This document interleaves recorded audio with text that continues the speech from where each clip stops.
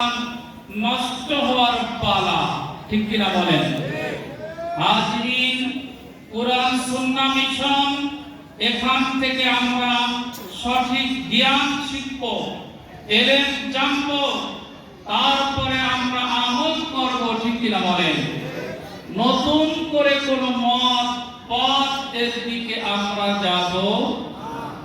তাহলে যে কথা বলছিলাম, তাফসীর করতে গেলে 15টি জ্ঞান লাগে।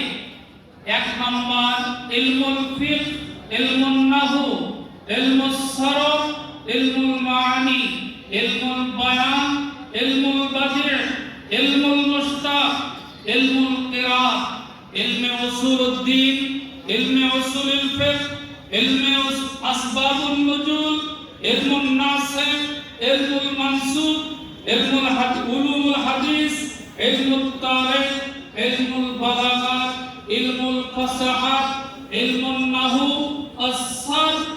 এরকম এই জ্ঞানগুলি না থাকলে সে তাফসীর করতে পারে না, কোরআনের অর্থ করতে পারে না।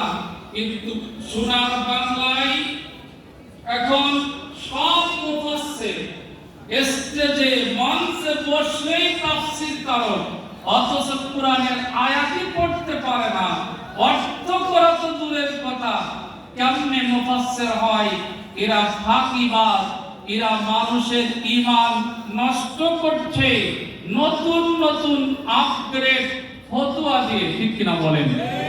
হাজরিন, আমি পবিত্র কোরআনুল কারীম সূরাতুল ইয়াসিন থেকে তেলাওয়াত করেছি, তারই আলোকে